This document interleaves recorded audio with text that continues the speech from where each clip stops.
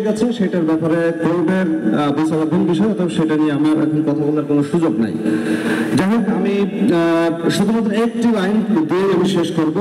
24-এর গৌরবময় শহীদ বীরদের প্রতি জানাই গভীর শ্রদ্ধা ও মাতৃত্বের দোয়া। যারা জীবন দিয়ে ইতিহাস রচনা করেছেন, তাদের ত্যাগেই আমরা মাথা উঁচু করে বেঁচে আছি। জীবিত বীরদের প্রতি রইল কৃতজ্ঞতা ও সুস্থতার দোয়া। সবাইকে ধন্যবাদ। বাংলাদেশের জাতীয় ইতিহাসে এই দিনটি একটি বিশেষ গুরুত্ব বহন করে। 2024 সালের এই দিনে ছাত্র জনতার ঐক্যবদ্ধ ও শান্তিপূর্ণ আন্দোলনের ফলে এক নতুন অধ্যায়ের সূচনা হয় এবং দীর্ঘ 15 বছরের অপশাসনের অবসান ঘটে, যা পরবর্তীতে ইতিহাসে 36শে জুলাই নামে খ্যাতি অর্জন করেছে।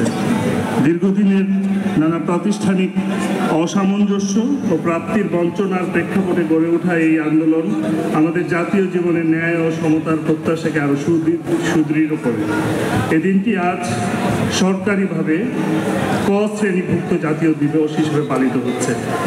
আমরা শ্রদ্ধাবনত চিত্তে স্মরণ করছি এই ঐতিহাসিক আন্দোলনে জীবন উৎসর্গকারী সকল শহীদ, ছাত্র জনতা, আহত এবং তাদের পরিবারের অবিস্মরণীয় ত্যাগ, সাহস ও আত্মদানকে, যা আমাদের অনুপ্রেরণা দীপশিখা হয়ে চিরকাল প্রজন্ম থেকে প্রজন্মে আলো ছড়াবে।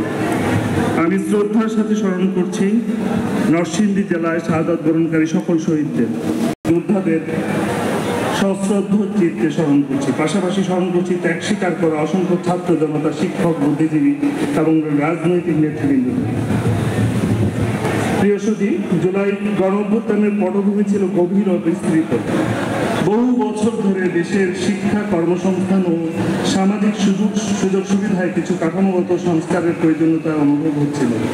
একই সাথে বছরের পর বছর ধরে চলে আসা বৈষম্য, তৎকালীন স্বৈরাচার প্রজন্ম যারা ভবিষ্যতের স্বপ্ন নিয়ে এগিয়ে যাচ্ছে, তারা সেই প্রয়োজনীয়তার কথা সুস্পষ্টভাবে তুলে ধরতে শুরু করে।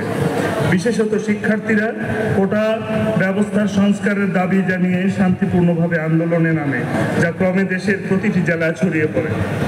আন্দোলনের মূল দাবি ছিল সবার জন্য ন্যায্য সুযোগ নিশ্চিত করা, মেধা ও যোগ্যতার যথাযথ মূল্যায়ন এবং বৈষম্য হ্রাস করা।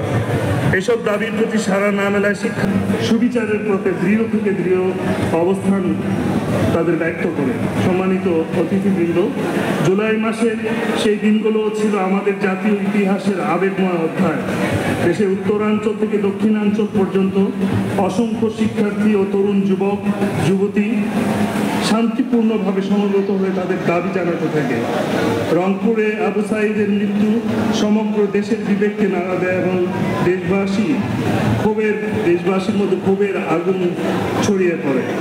আমাদের নরসিংদী জেলার অবদান এই আন্দোলনে বিশেষভাবে স্মরণীয়। গত বছরের 18 জুলাই জেলখানা মোড়ে তাহমিদ ও ইমন কোটা সংস্কার আন্দোলনের অংশ হিসেবে হাজারো শিক্ষার্থীর সাথে অবস্থান নেয়। ঢাকা